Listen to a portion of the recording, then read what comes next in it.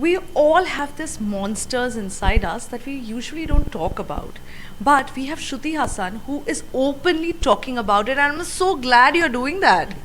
Celebrating it. Celebrating it. Tell us what made you write this song, or what is this idea? Where did it come from? So it's like a multi-layered thing actually.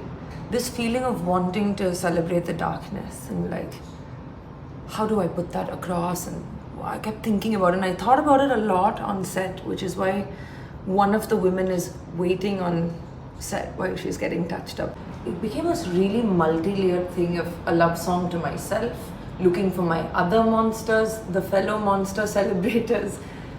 Overall, I would say a celebration of the dark, divine feminine in its truest, darkest form, unabashedly. You know, when we talk about celebrating ourselves, that is the last thing that we do. Celebrate us, you know. So today I'm celebrating myself. I love it. Yes, and you can see it in my sari. I can't show it, but we should show this sari. Like, look at that. Yeah, that's so me. cool. But you know, Shruti, it is so difficult for people to actually look into themselves and find that person. It takes time, right? When did you realize now I'm comfortable with myself and I accept myself the way I am?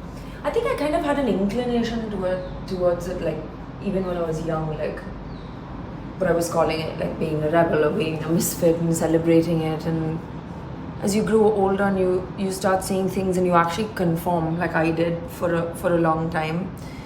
There's a very thin line between the roles I was playing and then the part I was playing, and it was all very confusing to me, really. And so taking that time to fall in love with myself and accept my strengths and weaknesses, and a lot of my strengths were not acceptable. You know, I have a rage that I use to drive my creativity. I have an extremely loud voice. Even when I speak, I sound like really bossy. These are all things that people don't like it, you know what I mean? So I feel like that process with me was so much fun, but it was like challenging at times. And today I'm like happy. I take it one day at a time, really happy with who I am. And I look forward to growing, and I look forward to conversing with myself, listening to myself, and doing that with others as well. I think we're just like lacking conversation like across the board. Yeah. Okay, let's go to one of your biggest films that's going to release this year. Okay, end of the year with Prabhas. When we are talking about Salaar, it's a Prabhas film. Mm-hmm. It is a Prabhas film. But does that bother you, because you are also a part of it, you know? But it's basically a Prabhas and a Prashant Neel film. So it is what it is. It's not, even in terms of the story, whose story is it?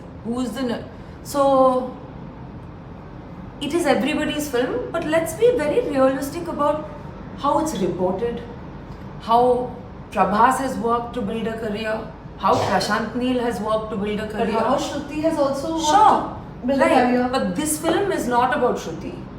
Shruti is a part of this film, and that's fine.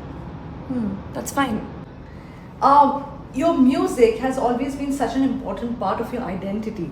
Can you tell me any memory of you when you first went on stage and, you know, maybe with your dad or alone? Alone, oh my god, there you go. Rockstar. It was my dad's tour. He was doing like a tour. It was amazing.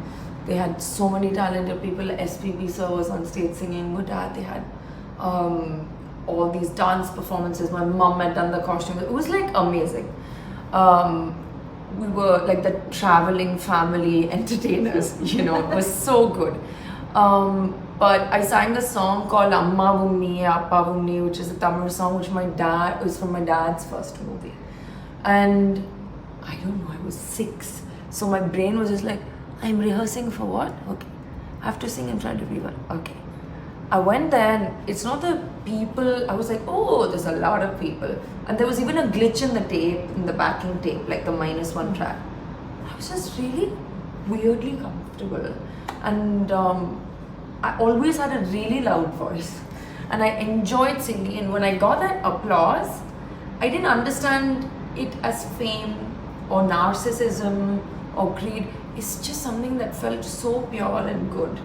that I could share my voice with people, and that thing has stayed That with me clicked. for, yeah. And I don't mind if I'm singing for 5 people or 50,000 people or 5 million people who watch on Instagram. It doesn't matter. I just feel blessed to be able to share my voice. But I'm also not driven by wanting to have the #1 song or everybody should love my. It's just something very sacred to me. I can't explain it beyond that. Thank you so much, Shruti. Thank you for talking to us. Thank you so much.